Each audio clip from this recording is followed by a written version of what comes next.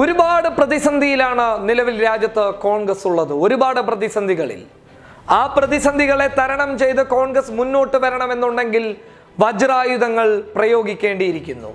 അത് പ്രയോഗിച്ചാൽ തന്നെ അത് ഫലപ്രദമായി മുന്നോട്ട് വരണമെന്നുണ്ടെങ്കിൽ അത്രത്തോളം സജീവമായിട്ടുള്ള പ്രവർത്തനങ്ങൾ പ്രവർത്തകരുടെ ഭാഗത്ത് നിന്ന് ഉണ്ടാവേണ്ടതുണ്ട്.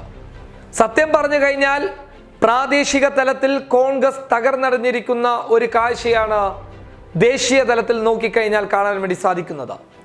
ഇതിനെ ഒന്ന് ഉണർത്തണമെന്നുണ്ടെങ്കിൽ നിർണായകമായ സംഭവങ്ങൾ, നിർണായകമായിട്ടുള്ള പ്രവർത്തനങ്ങൾ കോൺഗ്രസിന്റെ ദേശീയ നേതാക്കളുടെ ഭാഗത്ത് നിന്ന് ഉണ്ടാകണം, നേതൃത്വത്തിന്റെ ഭാഗത്ത് നിന്ന് ഉണ്ടാവണം.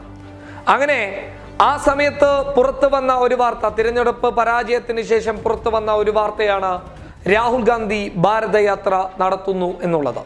എന്നാൽ ഈ വിഷയത്തിൽ ഒരു ഔദ്യോഗിക സ്ഥിരീകരണം ഇതുവരെ ഉണ്ടായിട്ടില്ല എങ്കിൽ പോലും രാഹുൽ ഗാന്ധിയുമായി അടുത്ത വൃത്തങ്ങൾ, നേതാക്കന്മാർ സൂചിപ്പിക്കുന്നത് ഈ വിഷയവുമായി ബന്ധപ്പെട്ട് നേതാക്കളോട് രാഹുൽ ഗാന്ധി സംസാരിച്ചിരുന്നു എന്നുള്ളതാണ്. ഇങ്ങനെയൊരു പദ്ധതി മുന്നോട്ട് കൊണ്ടുവരാനുള്ള നീക്കം ആന്ധ്രയിൽ ജഗൻമോഹൻ റെഡ്ഡി മാറ്റങ്ങൾ സൃഷ്ടിച്ചത് യാത്രയിലൂടെയാണ്. 14 മാസത്തെ വിപ്ലവകരമായ ആ യാത്ര അത് ആന്ധ്രയെ തന്നെ ഇളക്കി മറിച്ചു. ജഗനെതിരെയുള്ള അഴിമതി കഥകളൊക്കെ ഒറ്റ നിമിഷത്തിൽ ഇല്ലാതെയായി. വിപ്ലവം സൃഷ്ടിച്ചു. TDPയുടെ ആധിപത്യത്തെ ചെറുത്തു തോൽപ്പിച്ച് കൂറ്റൻ വിജയത്തോടു കൂടി ആന്ധ്രയുടെ മുഖ്യമന്ത്രി പദവിയിലേക്ക് ജഗൻമോഹൻ റെഡ്ഡി കടന്നു വന്നു. തന്റെ അച്ഛൻ കാണിച്ചു തന്ന ആ വഴി പിന്തുടർന്നപ്പോൾ, കാൽനടയാത്ര ജനങ്ങളിലേക്ക് ഇറങ്ങിച്ചെന്നപ്പോൾ മാറ്റങ്ങളുടെ പുതിയ വിസ്മയം അവിടെ ജഗൻ തീർത്തു കഴിഞ്ഞു. എന്നാൽ ഇനി ചെറുത്തു തോൽപ്പിക്കാൻ അത്യാവശ്യം പാടാണ്.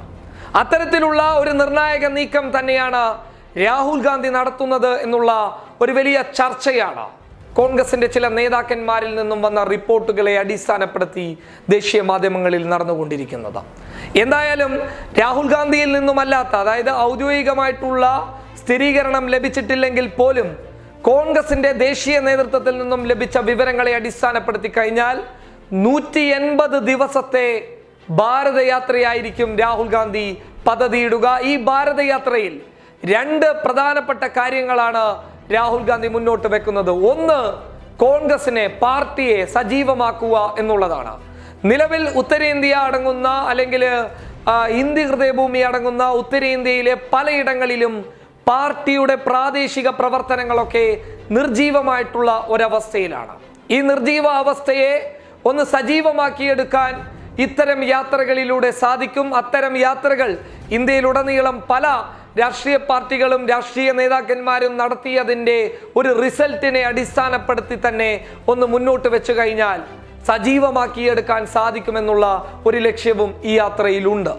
മറ്റൊന്ന്, വരുന്ന നിയമസഭാ തിരഞ്ഞെടുപ്പുകളിലൊക്കെ എവിടെയൊക്കെ നിയമസഭാ തിരഞ്ഞെടുപ്പ് വരാനുണ്ട് അവിടങ്ങളിലൊക്കെ കൃത്യമായിട്ടുള്ള ഒരു മുൻതൂക്കം ഉണ്ടാക്കിയെടുക്കാൻ ഈ 180 ദിവസത്തെ രാഹുൽ ഗാന്ധിയുടെ ഭാരതയാത്രയിലൂടെ സാധിക്കുമെന്നുള്ള ഒരു റിപ്പോർട്ടുകളും ലഭിക്കുന്നു. ഇനി വേണ്ടത് രാഹുൽ ഗാന്ധിയുടെ ഔദ്യോഗികമായിട്ടുള്ള ഒരു സ്ഥിരീകരണമാണ്. അതിനു വേണ്ടിയിട്ട് രാജ്യം കാത്തിരിക്കുകയാണ്. News desk public Kerala.